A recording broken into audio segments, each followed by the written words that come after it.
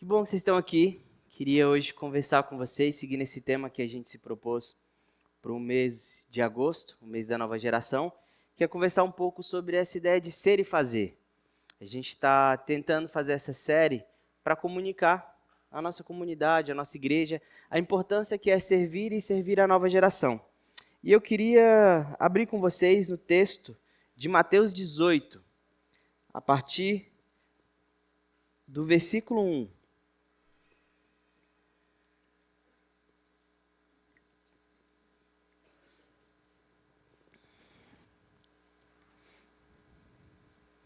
Sempre que a gente for ler um texto bíblico, duas dicas. Uma é, leia o que vem antes.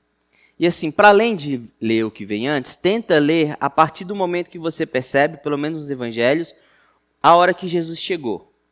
Então, às vezes, de um texto para o outro, Jesus está no mesmo lugar, às vezes ele mudou de lugar. O que acontece aqui é que Jesus e os discípulos, eles chegam a Cafarnaum, e aí eles têm um dilema lá. Um dilema que talvez a gente já tenha se perguntado, que é, tem que pagar imposto.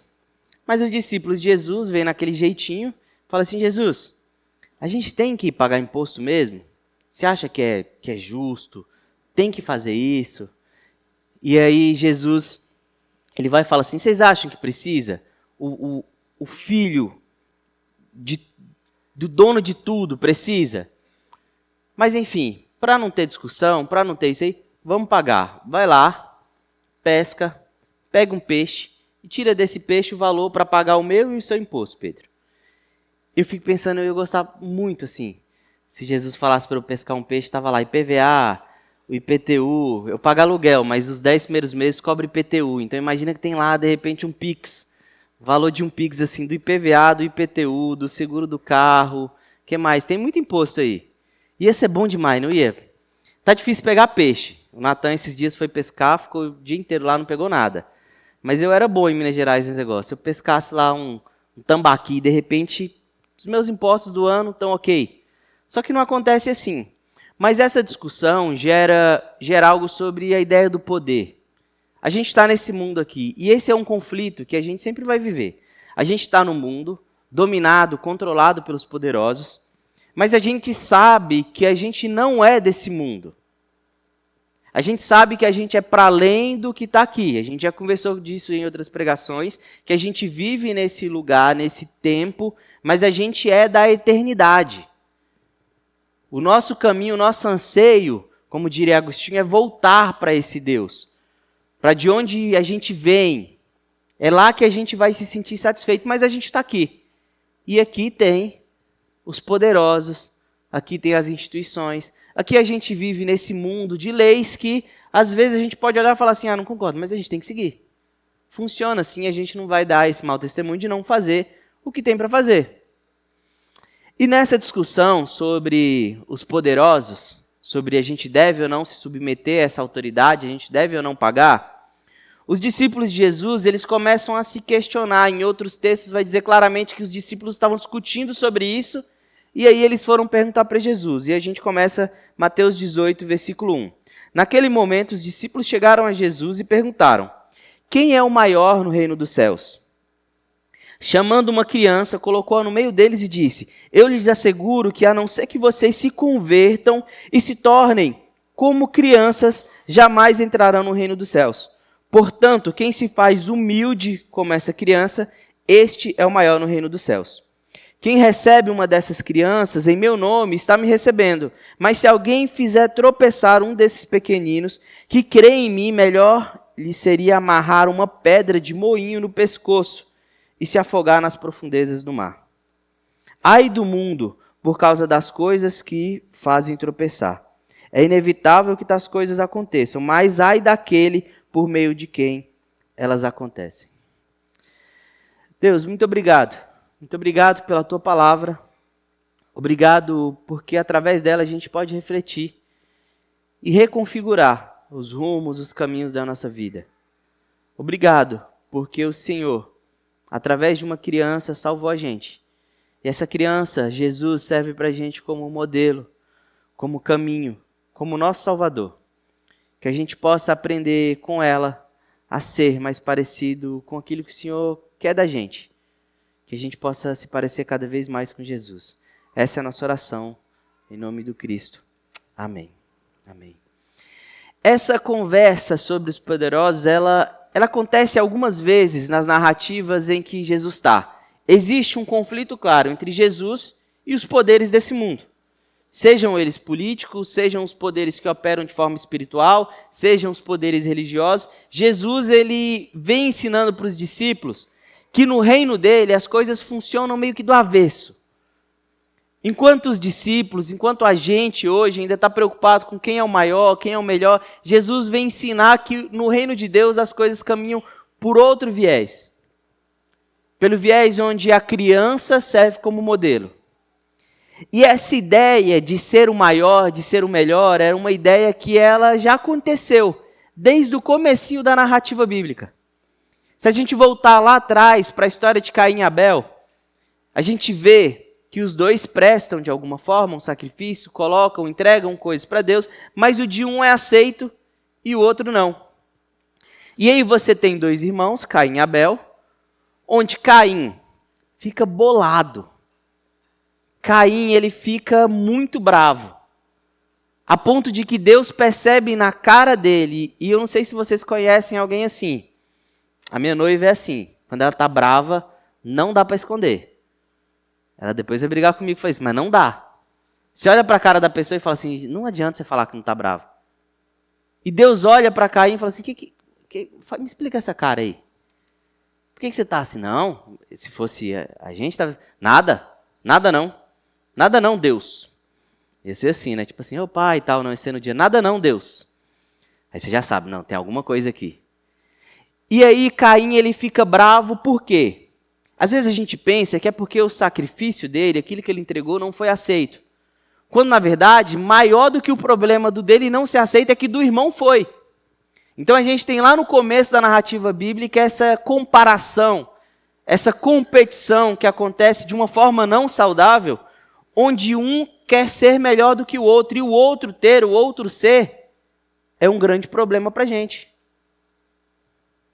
Eu falo por mim que eu costumo muito comparar, assim, a gente tem sempre aquelas listas, né? Quem são os 3 melhores pastores que você conhece? Quem são as 3 melhores pessoas que você conhece? Quem é melhor que quem? Quem que você acha melhor? Que é o Neymar ou que é o Vinícius Júnior? Quem que... Tem uns adolescentes que têm coragem de falar que o Ronaldo Fenômeno não era melhor que Neymar, mas nem vou discutir com eles. Quem que é o melhor? A gente está sempre comparando. Só que existem comparações que elas se tornam de alguma forma prejudiciais, porque elas fazem aquilo que fez lá no começo da narrativa bíblica, que é quando a gente deixa de perceber o outro como família. Caim olha para Abel não mais como irmão, mas como alguém que tirou, como alguém que chegou no lugar onde ele queria estar. E a gente perde a noção de que o outro é família, porque agora o outro é um outro com quem eu tenho que competir e ser melhor. Os discípulos de Jesus, caminhando com Jesus, vendo tudo que Jesus fazia, chega um momento onde eles começam a discutir. Ah, Pedro, eu acho que... Coisa de... Irmão faz isso também, né? Eu acho que eu sou o preferido de Jesus, viu? Acho que eu sou o maior. Não, mas eu evangelizei 70 pessoas. Eu evangelizei 70 mais uma. Ah, mas eu curei 82 pessoas. Não, mas eu curei 82, mas teve uma que eu curei 2 vezes. Então foi 83. Eu fico imaginando a discussão para eles quererem saber como é que mede quem é o maior, quem não é. Será que eles ouviram Jesus falando que João Batista foi o maior, nascido de mulher, e aí eles falam, não gente, agora eu tenho que superar João Batista. E começa aquela discussão ali para ver quem é o maior. Em casa, às vezes, a gente fica assim, tentando conversar quem é o preferido da minha mãe, só que é o contrário. A gente quer, não, você que é o preferido. Você que é o preferido. Eu sei que sou eu, mas eu não vou ficar falando isso com meus irmãos. E aí a gente tem esse dilema e eles chegam para Jesus. Eu fico imaginando assim, mano, quem será que chegou para Jesus? Um ficou cutucando, o outro falou, vai lá, pergunta você então. Eu não, vai você não está falando que é o melhor? E aí eles chegam e falam, Jesus, seguinte aqui, mestre, só por obséquio aqui, quem que é o maior? Quem da gente que é o maior? Existe uma outra narrativa que a mãe de um deles chega assim, dá para o meu filho ficar à sua direita aí, na hora que você for lá para o lugar, não sei como é que é meio o trono lá, mas dá para ele ter um lugar especial. Sei que tem 12 aí, mas dá para ser ele? E essa discussão, ela mostra para a gente que esse desejo de ser maior, ele está ligado, ele está nessa nossa relação doentia com o outro, que é fruto do pecado que existe no nosso coração. De olhar para o outro e se comparar. E aí tem um teólogo que eu gosto muito, que é o C.S. Lewis, que ele vai dizer que o orgulho, eu já falei desse livro em outro lugar, se vocês quiserem, eu esqueci o nome do livro agora, mas o capítulo chama sobre o orgulho. E vai dizer que o orgulho é o maior dos pecados. E eu lembro quando eu vi o título desse livro, eu falei assim, o orgulho. Que isso, C.S. Lewis? Tem matar, tem adulterar. Um orgulho dá para passar por cima assim. Tem pecado maior. Só que ele começa a escrever nesse capítulo, ele vai dizer que o orgulho, na verdade, ele é a raiz de vários desses outros pecados. Por quê? Porque o orgulho parte do princípio que eu preciso ser melhor do que o outro ou ter o que o outro tem. Então a cobiça vem não é porque eu quero ter uma pessoa, é porque eu quero ter a pessoa da outra pessoa. O roubo vem porque eu quero ter, não é porque eu quero ter a água, é porque eu quero ter a água que o outro tem. Então eu vou lá e tenho que pegar do outro. Vários dos desejos pecaminosos vêm por causa dessa comparação ou da gente querer aquilo que o outro é, aquilo que o outro tem, e olhar para ele e não perceber mais uma família, mas perceber um outro com quem a gente precisa competir. E, infelizmente, esse desejo, ele é de alguma forma, como que eu posso dizer? Ele é de alguma forma, ele cresce na nossa sociedade. De alguma forma, ele é incentivado na nossa sociedade. É engraçado quando a gente vê as crianças brincando, porque as mais pequenininhas, elas estão preocupadas em brincar.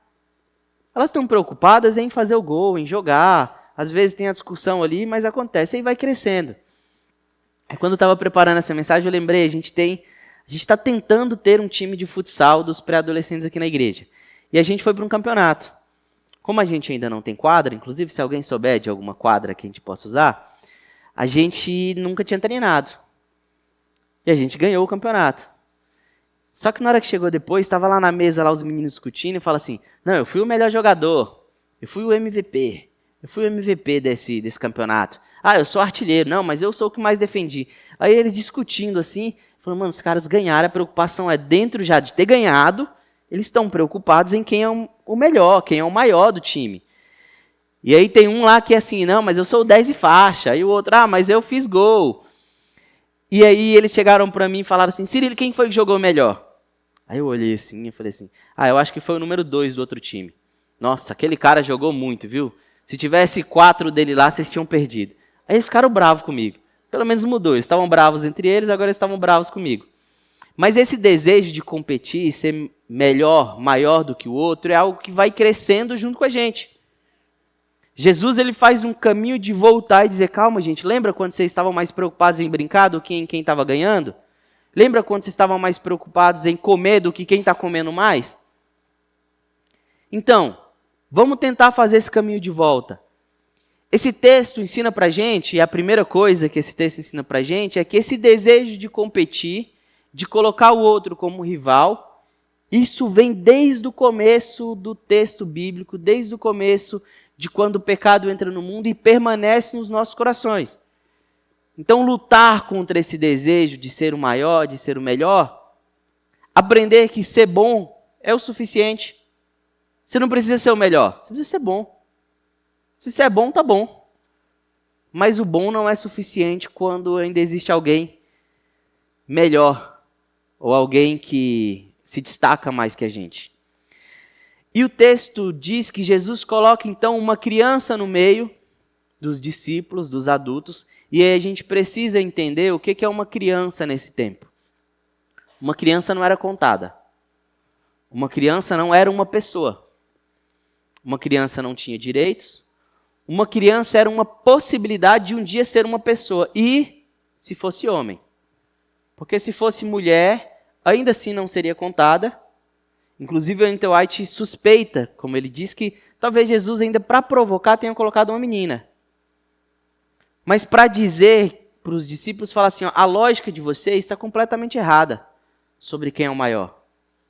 Vamos inverter essa lógica e para mostrar isso para vocês aqui, ó, o modelo que a gente tem é uma criança que não era contada, que não tinha direitos, que não significava muita coisa, a não ser quando começasse a trabalhar ou quando tivesse uma idade para poder casar. E mesmo assim, vista ainda meio que como um objeto. E coloca essa criança lá. E a palavra para criança, o meu hebraico está meio enferrujado. Brincadeira, sempre foi. A palavra é paidion. E é uma palavra que, segundo o N.T. White, ela é relevante, essa palavra, porque o fato de que, em algumas línguas, incluindo o grego, a língua em que esse texto foi escrito, as palavras para criança raramente são masculinas e femininas.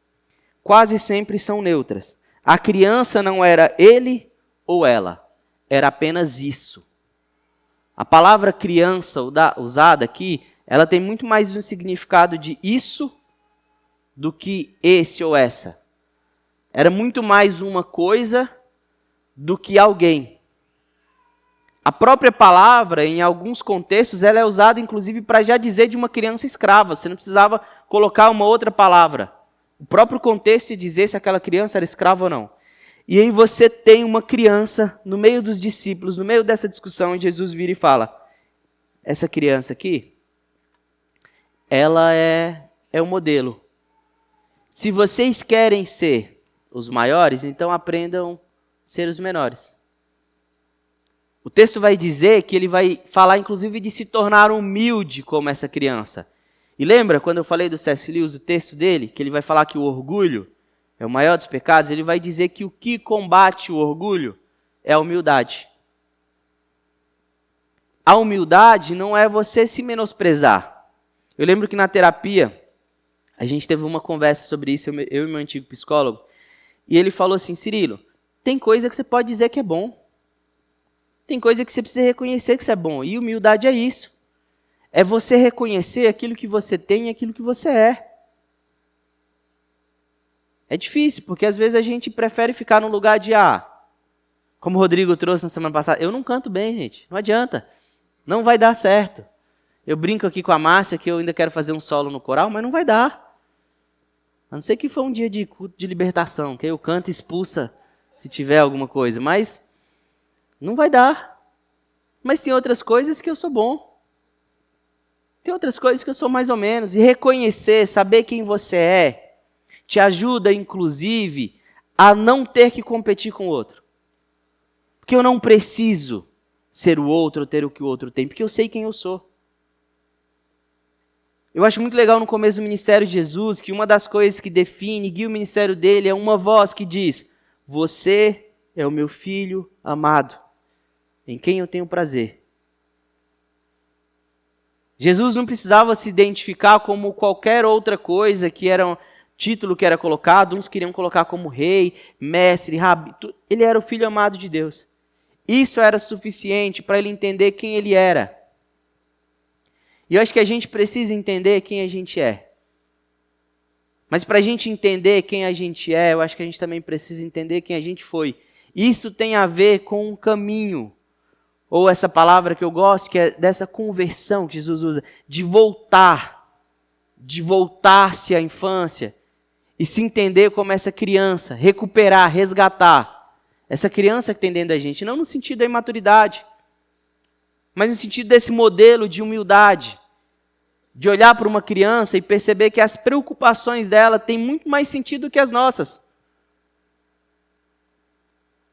Tem uma história que eu vivi como tio do Ministério Infantil, que eu já contei aqui também, mas eu vou contar de novo. Que duas crianças brigaram na igreja. Acontece, tá, gente? E lá, brincando, uma chutou a boca da outra e o dente caiu. Só que quando o dente cai antes, é muito sangue. Então sangrou muito, é aquela confusão e tal. E aí você tem que conversar com os pais, né? Porque às vezes mais difícil do que as crianças é os pais. Quase sempre. E aí você fui conversar com os pais e eu estou conversando com os pais brigando. Não, mas tem que ter educação pro seu filho, que é chutar onde já se viu, tal, não sei o quê. Aí você vai ver as crianças lá, o menino lá com a boca toda sangrando lá, já jogou uma aguinha, eles estavam brincando e os pais estavam brigando. E aí você percebe que a criança, ela mais preocupada do que ter razão, ou quem está certo, quem está errado, a brincadeira é o mais importante.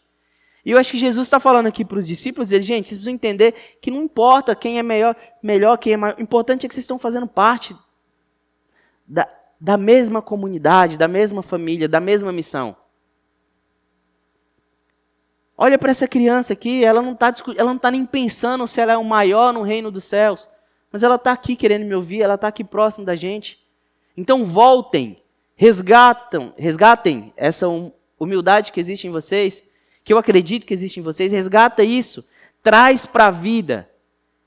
Sejam menores para serem os maiores no reino dos céus. E olhar para a criança, ou trabalhar com crianças, conviver com crianças, é uma oportunidade que a gente tem de aprender, de lutar. Como um amigo meu traz um texto, ele fala assim, não adultecerás.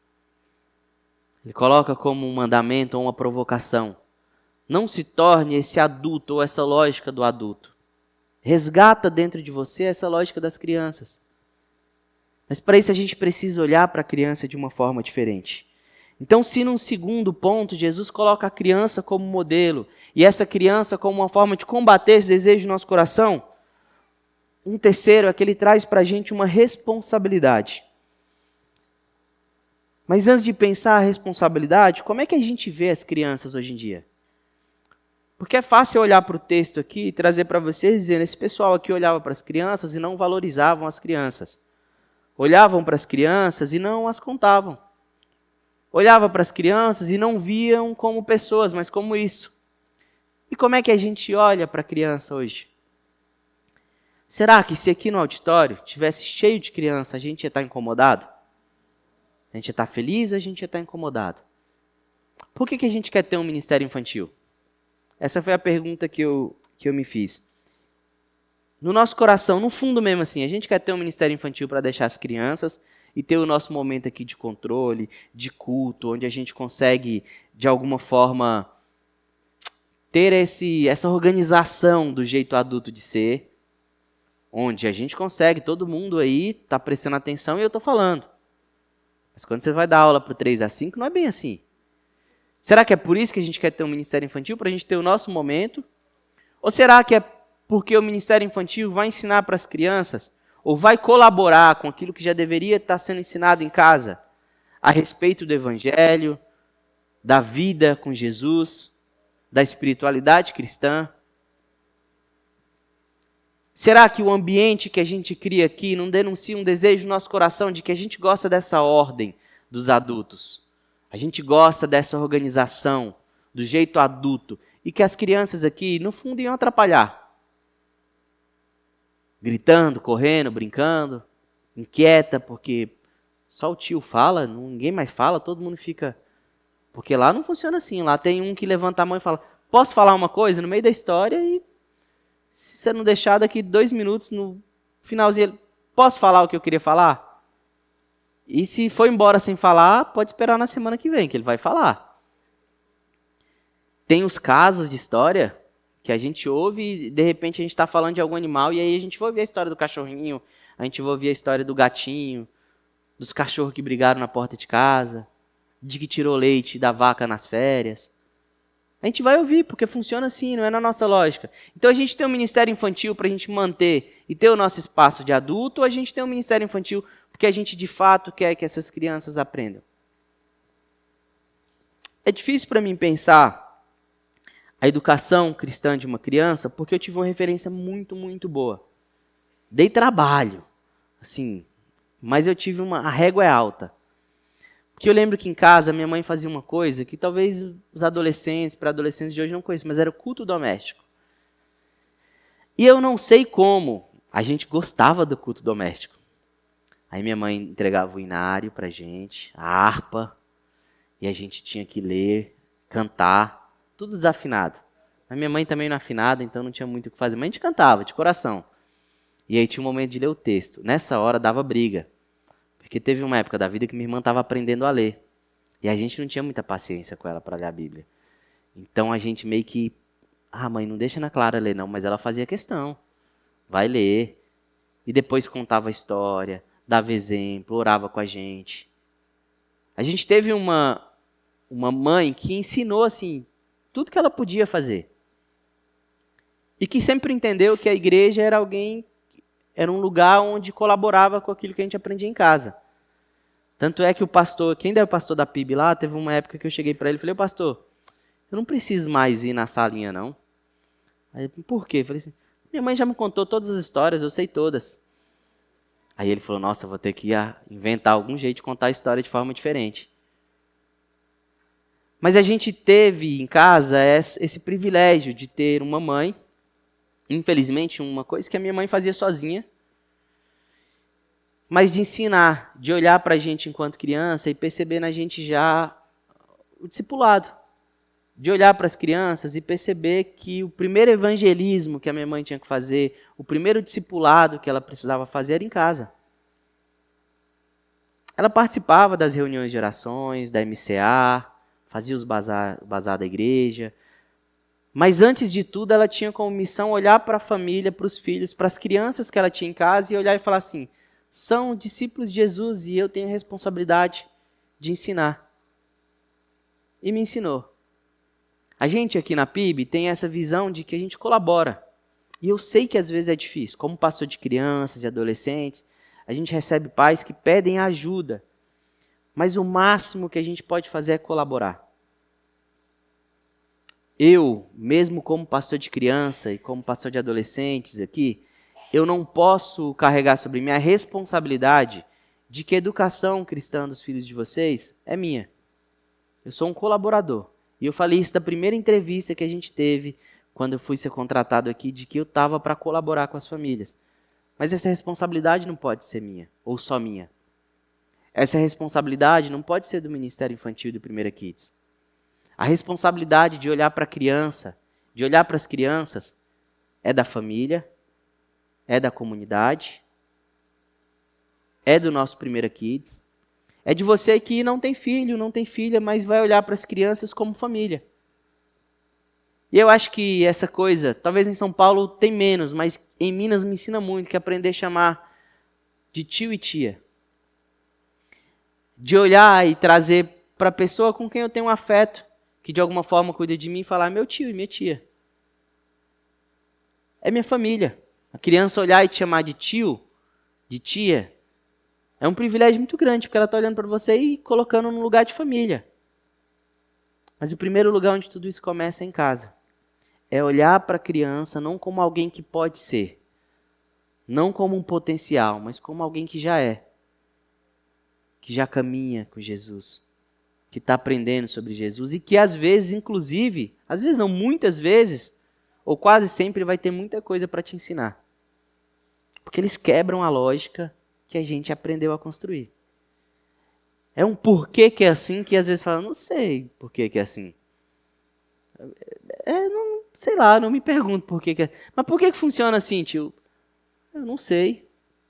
Tem que repensar mesmo, talvez não tenha que funcionar assim não.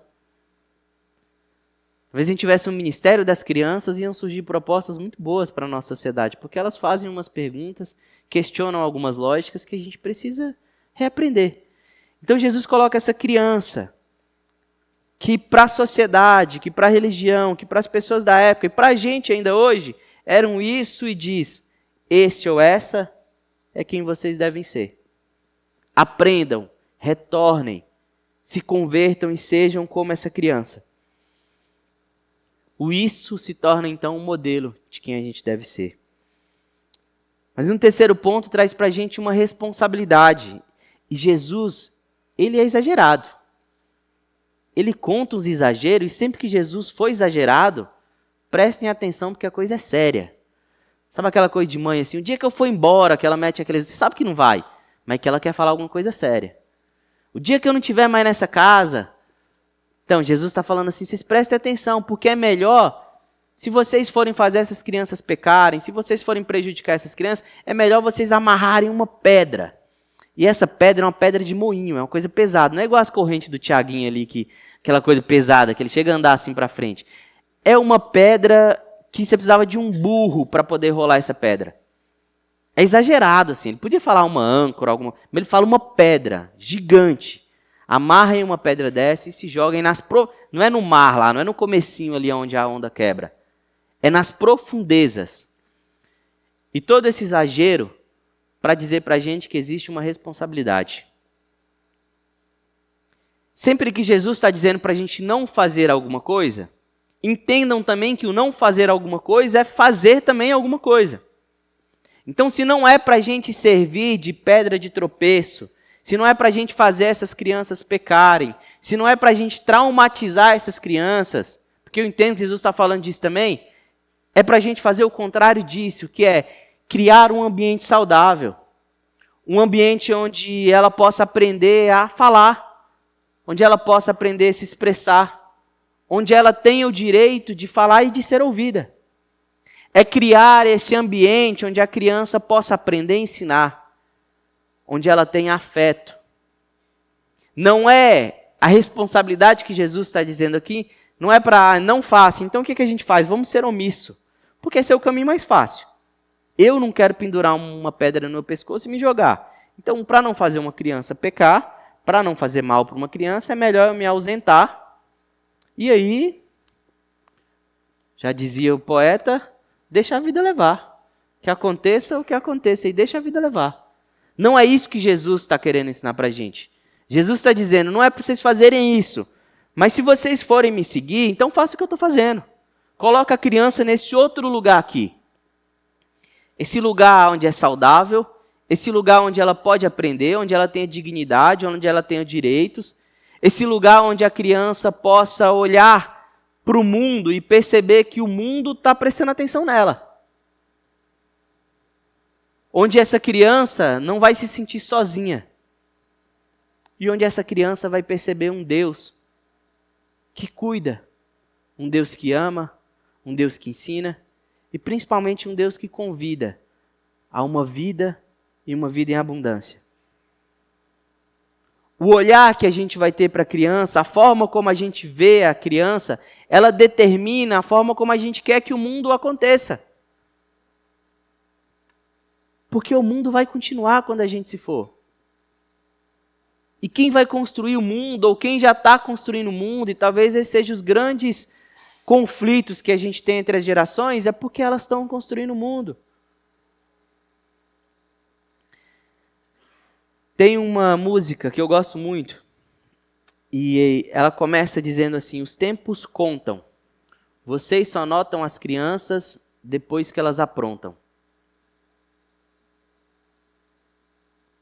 Não adianta a gente pensar e falar assim, os adolescentes dão trabalho demais, se quando eles eram crianças, a gente só deixou passar. Ou a gente pensar, e essa frase que eu ouço bastante, que é, o mundo de hoje está diferente. Está tudo, e está mesmo. Mas se a gente continuar olhando para as crianças, da forma como a sociedade, como o poder, olha, a gente vai continuar deixando o mundo acontecer do jeito que está. Se a gente não olhar para as crianças, para as nossas crianças, se a gente não olhar para a nossa família, se a gente não começar isso dentro de casa, a gente nunca vai conseguir ter essa concepção de que as crianças fazem parte da nossa comunidade. E tudo que a gente faz, a forma como a gente constrói a sociedade, é para isso. Já pensou se as crianças votassem na Assembleia? O Fábio falou da Assembleia, eu fiquei pensando, já pensou? A gente está aqui discutindo, sei lá, como é que a gente vai fazer para mudar a pintura, a reforma. Um ia levantar e falar assim, constrói uma quadra para a gente brincar. Eu queria que tivesse um bebedor de todinho. Ia ser umas coisas legal. A gente às vezes briga por causa do café, eles iam falar, não, vocês têm café? Eu quero que tenha todinho para mim também. Eu acho bonito demais a forma como as crianças questionam. Na ceia que a gente fez, que as crianças serviram, o Fábio foi lá e distribuiu o pão, né? Aí deixou eles comerem o pão, tal. A gente foi lá e tomou o nosso cálice, o pão. E aí no final eu tive que conversar com uma criança, porque ela falou, por que eu não bebi o suco? Todo mundo bebeu suco, eu não bebi suco. Falei, não, porque... Fábio, vem cá, explica aqui, ó. Você que fez, eu não sei responder. Fábio conversou, explicou. Mas tem um capo ali, ó. Queria beber o suco, viu, tio? Ficou de boa, mas é interessante esses questionamentos. de olhar para a criança de uma forma diferente. Eu acho que esse é o convite de Jesus para a gente. De olhar para a criança de uma forma diferente, de reaprender com as crianças a sermos como crianças. De sair um pouco dessa nossa lógica de adulto, de organização, de competição. Essa coisa que a gente tem que trabalhar de segunda a sábado, ensinando para a gente uma coisa e voltar e falar, não, calma. Não é o que eu aprendo lá no trabalho que é o jeito de viver. É o que meu filho e minha filha me ensinam. É o que meu sobrinho e minha sobrinha me ensinam. De reconhecer no auge dos seus 30, 40, 50, 60, aqui não tem ninguém de 70, mas dos seus anos aí, olhar e falar, eu preciso aprender. Está na hora de aprender e de reaprender a viver. De olhar para o mundo de uma forma diferente. E aí eu não consigo não pensar esse texto e essa mensagem sem de alguma forma também falar sobre o meu desabafo, que é de olhar para a minha vida como pastor de criança e falar assim, gente, tá dando certo não. De olhar e falar assim, tem hora que parece que a gente tem que implorar para as pessoas olharem para as crianças, ou de falar algumas coisas óbvias, ou de entender que a responsabilidade das crianças estão lá embaixo agora e que, se Deus quiser, ainda esse semestre vão estar lá em cima, porque a gente está reformando o lugar, e falar, mano, isso aqui é responsabilidade minha. Isso aqui é responsabilidade nossa, da nossa família. É minha enquanto pessoa. Hoje, a Geisa me mandou mensagem ontem, dizendo que o que fazia, porque não tinha gente para hoje à noite, tinha uma pessoa. E a ideia é que tenha pelo menos 2 pessoas no Ministério Infantil. E é o mínimo do mínimo. Porque se uma criança for no banheiro, já dá ruim. Mas a gente está deixando elas irem no banheiro, viu, gente? Não tem ninguém segurando, não. Mas de falar com a Geisa assim, Geisa, se for o caso, então a gente cancela. Eu não quero também que seja assim. E aí ontem eu fui num casamento e aí estava conversando, sentei numa mesa, estava conversando com um casal lá e a moça, eu sou líder do Ministério Infantil lá da minha igreja, lá em Vila Velha e tal. Aí quase que eu abracei ela e falei assim, vem cá, moça, pode chorar aqui. Porque ela relatou as mesmas dificuldades, principalmente depois da pandemia. De como que a igreja virou um lugar onde a gente vai, consome uma mensagem, consome o que oferece, mas que a gente não faz acontecer. E a proposta dessa série é da gente ser discípulo de Jesus, mas de fazer essa comunidade acontecer. Então o Fábio já vem falando e eu vim falar aqui hoje de novo. Como o apelo, a gente faz o apelo para as pessoas aceitarem Jesus, a gente também faz o apelo para que as pessoas sirvam. Sirvam Jesus e sirvam as crianças. Eu não consigo também olhar para a minha vida e não pensar que, enquanto criança, muita gente me marcou. Mas tem uma pessoa que eu sempre falo dela, que é o Geraldo. Que ele foi meu líder de embaixadores do rei. E o Geraldo, talvez, tanto quanto a minha mãe, de uma forma diferente, mas foi a pessoa que mais me ensinou sobre Jesus. Mesmo que eu dei os meus perdidos ali na adolescência, o Geraldo foi uma pessoa que me ensinou, através da fala, das histórias bíblicas, dos acampamentos, onde ele contava histórias de terror e ficava com medo, mas era legal porque gerava um afeto. Através dos conselhos que ele dava, de dilemas que eu vivia em casa e eu tinha ele para conversar. E eu não consigo olhar, por exemplo, para os adolescentes, para os jovens aqui da igreja e não pensar que teve uma pessoa que eu tive a oportunidade de conversar uma vez, mas que marcou a vida de muitos jovens e muito adolescente que ainda está aqui, que foi a Márcia, que fez parte da nossa comunidade.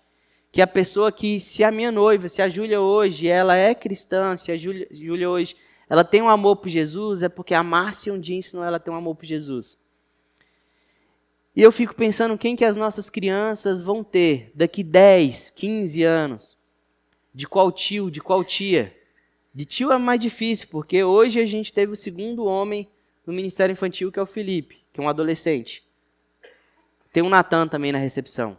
Então temos 3 homens no Ministério Infantil. Mas que por muito tempo ficou só eu. De pensar essa responsabilidade, como que a gente faz para que essas crianças possam perceber, amar, se apaixonar por Jesus, e em algum momento trilhar o próprio caminho delas, mas que por enquanto a gente tem uma responsabilidade de pelo menos apontar uma direção.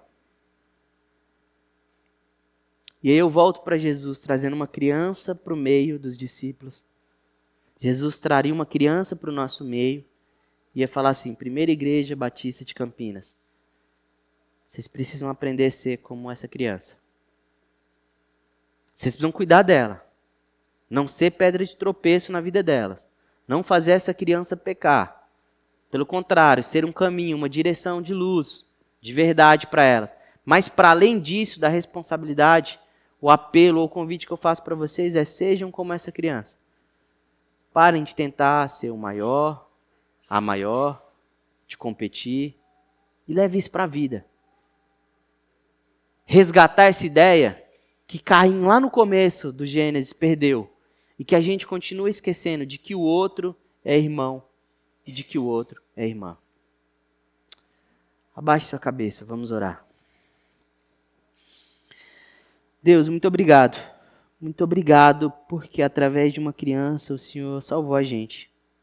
O Senhor trouxe a gente para o teu reino e o Senhor deu para a gente um modelo para seguir. Perdão porque a gente esquece disso. A gente esquece de como Jesus era, de como Jesus é e do que Ele ensinou. E às vezes a gente trilha o nosso próprio caminho, querendo ser o maior, querendo ser o melhor, esquecendo que o outro, que a outra é família. Ensina pra gente a ser como essa criança. Ensina pra gente a humildade de ser, de aprender, de reconhecer quem a gente é, e de reconhecendo a família que o Senhor trouxe pra gente, não precisar ser outra coisa senão a gente. Obrigado por isso, Pai. Que a nossa comunidade, que a Primeira Igreja Batista de Campinas, ela possa entender a responsabilidade diante das nossas crianças e de todas as outras crianças, Pai. Que a gente aprenda a transformar o isso nesse e nessa, com dignidade, com olhar de humanidade, com cuidado, com proteção, com um caminho para seguir e principalmente com o coração aberto a aprender com elas. A gente ora e a gente agradece. Em nome do teu Filho amado Jesus, a criança que nos salvou. Amém.